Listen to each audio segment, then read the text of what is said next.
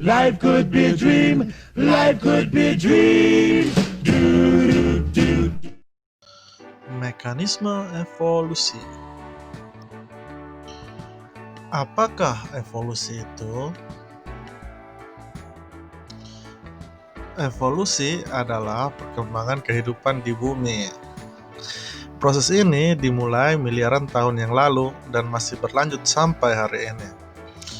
Evolusi menjelaskan bagaimana keragaman kehidupan akan terus berkembang. Evolusi memperlihatkan bagaimana protozoa primitif bisa menjadi jutaan spesies yang berbeda seperti yang kita lihat sekarang.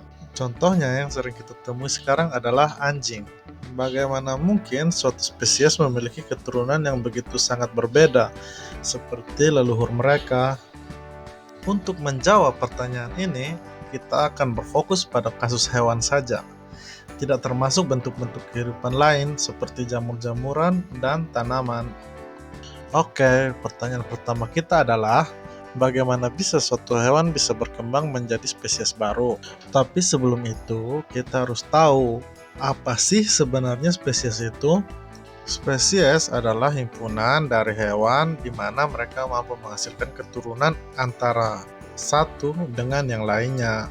Anggota suatu spesies mungkin sangat mirip antara satu dengan yang lainnya, namun sebenarnya mereka memiliki sifat dan karakteristik yang sedikit berbeda. Mereka mungkin bisa sedikit lebih besar, gemuk, kuat, atau lebih berani dibandingkan yang lainnya. Jadi, apa sih penyebab dari perbedaan-perbedaan ini? Mari kita lihat lebih dekat lagi. Setiap makhluk terdiri dari sel-sel. Sel-sel ini masing-masing memiliki inti sel.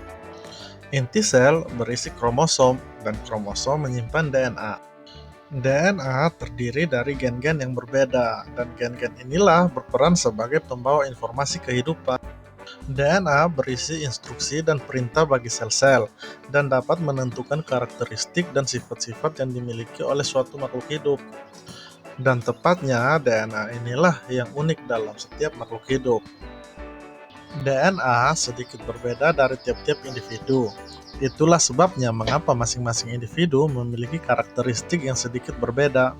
Di alam, kita bisa melihat bahwa tiap makhluk hidup pada umumnya menghasilkan jauh lebih banyak keturunan daripada yang diperlukan. Seringkali terjadi ada lebih banyak keturunan dibandingkan dengan kemampuan lingkungan untuk menghidupi mereka. Ini adalah salah satu faktor dalam meningkatkan keragaman dalam suatu spesies. Semakin banyak keturunan yang dihasilkan, maka akan jarang perbedaan terjadi.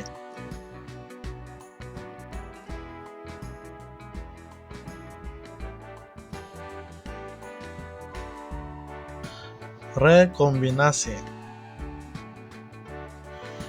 Rekombinasi adalah percampuran antara DNA dua makhluk hidup. Ketika dua makhluk hidup jatuh cinta dan berpasangan, mereka menggabungkan kembali gen mereka sebanyak 2 kali. Yang pertama, mereka melakukan hal ini secara terpisah ketika mereka masih menghasilkan gamet, yaitu sperma dan telur. Gamet mengambil setengah dari gen dan mengacaknya. Rekombinasi yang kedua terjadi ketika hewan jantan menginseminasi hewan betina. Setiap induk memberikan 50% dari DNA mereka. Dengan kata lain, 50% dari karakter unik mereka. Kemudian mereka terkombinasi atau tercampur dan hasilnya adalah keturunan baru. Keturunan-keturunan ini memiliki campuran acak dari DNA yang tak lain adalah sifat-sifat dan karakteristik dari orang tua mereka. Hal ini akan meningkatkan keragaman dan perbedaan dalam suatu spesies lebih jauh lagi. Mutasi. Mutasi adalah perubahan acak dalam DNA. Hal ini juga dapat digambarkan sebagai kesalahan menyalin DNA yang dipicu oleh racun, zat kimia, ataupun dengan radiasi. Mutasi muncul ketika ada bagian DNA yang terubah. Perubahan ini seringkali berdampak negatif dan dapat menyebabkan penyakit seperti kanker. Namun, mereka juga dapat menyebabkan efek yang netral ataupun positif, seperti warna mata biru pada manusia yang merupakan salah satu contoh mutasi acak netral. Dalam semua kasus, mutasi mempengaruhi gamet sperma dan sel telur. karena hanya DNA dalam gamet yang diteruskan kepada keturunannya. Ini merupakan alasan mengapa kita melindungi organ seksual kita ketika menjalani sinar X, karena bagian lain dari tubuh kita tidak beresiko. Singkatnya, dalam proses hereditas, makhluk hidup meneruskan karakteristik mereka kepada keturunannya dalam bentuk DNA. Rekombinasi dan mutasi mengubah DNA sehingga setiap anak terlihat berbeda dengan saudara-saudaranya dan menerima campuran acak dari karakteristik orang tuanya. Semua proses ini acak dan berdasarkan pada peluang. Rekombinasi acak dan mutasi akan menghasilkan individu dengan campuran acak dari sifat-sifat dan karakteristik, di mana secara berturut-turut mencampuri sifat dan karakteristik tadi secara acak dan meneruskannya. Akan tetapi, bagaimana bisa terjadi ketika semua makhluk hidup dapat menyesuaikan diri dengan lingkungan mereka dengan begitu sempurnanya? Misalnya belalang, burung kolibri, dan ikan. Jawabannya adalah seleksi. Setiap individu akan melalui seleksi alam. Seperti yang kita pelajari, setiap individu agak berbeda dengan sesamanya, dan ada variasi yang luas dalam suatu spesies.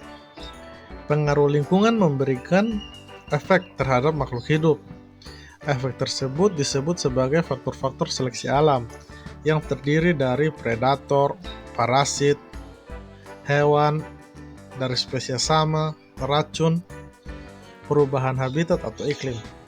Seleksi alam adalah proses yang akan dialami setiap individu.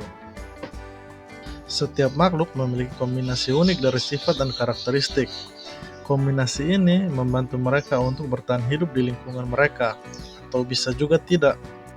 Siapapun dengan kombinasi yang tidak cocok akan terseleksi dari lingkungan. Mereka yang memiliki kombinasi yang sesuai dengan lingkungan akan bertahan hidup dan dapat menurunkan sifat dan karakteristik. Inilah sebabnya keberagaman sangat penting. Inilah sebabnya makhluk hidup berusaha sekeras mungkin menghasilkan keturunan yang berbeda. Perbedaan tersebut akan meningkatkan peluang bahwa setidaknya salah satu dari keturunan mereka dapat melewati proses seleksi alam. Mereka memaksimalkan peluang mereka untuk bertahan hidup. Salah satu contoh yang baik ini dapat dilihat pada sekelompok burung finch yang hidup di sebuah pulau terpencil. Mereka adalah salah satu hewan yang paling terkenal dalam ilmu pengetahuan. Jenis burung ini dikenal sebagai burung finch Darwin. Nama yang diambil dari penemu mereka yaitu Charles Darwin. Dan berikut cerita tentang mereka. Beberapa ratus tahun yang lalu, sekelompok burung finch tertiup ke Kepulauan Galapagos di tengah Pasifik, kemungkinannya oleh badai besar. Burung ini terdampar dalam lingkungan yang benar-benar baru bagi mereka, dan di sana mereka tanpa predator. Mereka berkembang biak dengan cepat dan banyak. Seluruh kepulauan tiba-tiba dipenuhi oleh burung finch. Ini berarti pasokan makanan menjadi semakin langka. Surga finch terancam oleh kelaparan, dan sesama burung finch menjadi pesaing.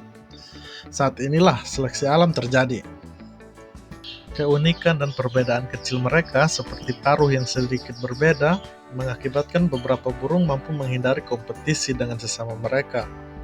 Paruh dari beberapa burung finch lebih cocok untuk menggali cacing, sedangkan burung finch yang lain mampu menggunakan paruh mereka untuk memakan biji-bijian. Alhasil, burung-burung finch ini menghasilkan kelompok-kelompok ekologi. Mereka yang berbeda dalam kelompok ini aman dari kompetisi yang berlebihan. Mereka memulai berpasangan terutama dengan burung finch dengan kelompok yang sama. Selama beberapa generasi, karakteristik ini menjadi lebih berkembang, memungkinkan mereka mengeksploitasi kelompok mereka dengan sukses. Kemudian, perbedaan antara finch penggali cacing dan finch pemakan biji menjadi begitu besar, sehingga mereka tidak bisa lagi berpasangan satu dengan yang lainnya. Sebagai hasilnya, terciptalah spesies yang berbeda. Saat ini, ada 14 spesies yang berbeda dari finch yang hidup di Kepulauan Galapagos di Ekuador. Awalnya, mereka terdampar dan bagaimana spesies baru tercipta oleh evolusi. Melalui interaksi individu yang unik, kelebihan produksi keturunan, rekombinasi, dan mutasi, akhirnya melalui seleksi. Mengapa hal itu begitu penting? Hal ini menjelaskan tentang dari mana variasi makhluk hidup berasal.